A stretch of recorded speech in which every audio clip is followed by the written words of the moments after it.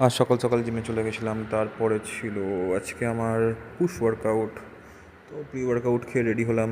তারপরে আস্তে আস্তে স্ট্রেচিং করে প্রি ওয়ার্কআউট খেয়ে স্ট্রেচিং অল্প একটু দেখালাম যে ওটা করেছিলাম, বাকিটা স্কিপ করে গেছি।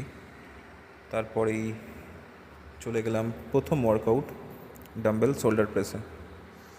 ডাম্বেল শোল্ডার প্রেস আজকে আমাদের নতুন ডাম্বেল র্যাক এসছে জিমে, তো সেটা দিয়ে স্টার্ট করে দিলাম। 35 কেজি ডাম্বেল দিয়ে প্রথমে ওয়ার্ম আপ সেট নিয়ে নিয়েছিলাম, তারপরে 35 কেজি ডাম্বেল দিয়ে 4টে সেট, 8টা থেকে 10টা করে রেপিটেশন যাচ্ছিলো।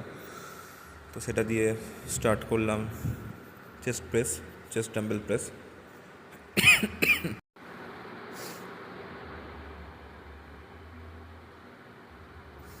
তারপরেই চলে গেছিলাম ফ্ল্যাট বেঞ্চ বারবেল প্রেসে, এটাও তাই, এটাও 4টে সেট। তারপরেই গেলাম হচ্ছে পিকডিক ফ্লাই করেছিলাম 6টা সেট। প্রত্যেক সেটাই ওয়েট ইনক্রিজ করেছিলাম। আর এই টাইমে আস্তে আস্তে চেস্টে বীভৎস পাম্প ধরে নিয়েছিল।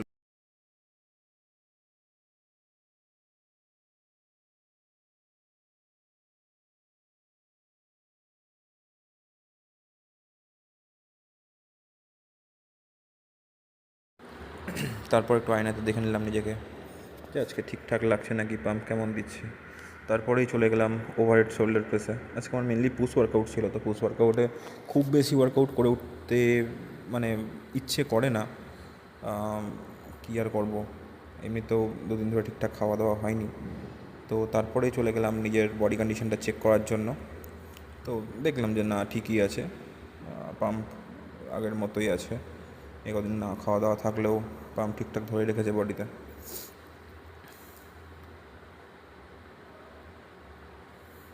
তো সবাই কমেন্ট করো যে কেমন লাগছে। ন্যাচারালি তো একদম একটা অ্যাথলিট যখন তৈরি হয় তখন ঠিক এরকমই দেখায়। 3-4 বছর ধরে কন্টিনিউ ওয়ার্কআউট করার পর ঠিক এই প্রোগ্রেসটাই এসে দাঁড়িয়েছে বডিটা এখন। তোমরাও করো, নিশ্চয়ই রেজাল্ট পাবে। খাটনি করলে তার ফল তোমাকে পেতেই হবে, আর তোমাকে দেবেও সেটা। ইউনিভার্সের কাছ থেকে তুমি সেটা পাবেই। শোল্ডার প্রেসের পর করে নিয়েছিলাম শোল্ডার ল্যাটারাল রাইজ। এটা করেছিলাম 3টে সেট, 20টা করে রেপিটেশনে। আর এটা সত্যি বলতে গেলে শোল্ডারে আমার ওয়ান অফ দ্য ফেভারিট এক্সারসাইজের মধ্যে একটা। আর এটাতে আমার শোল্ডার যেমন ব্রড হয় তেমনই ভালো পাম্প দেখায়। তারপরে নিজের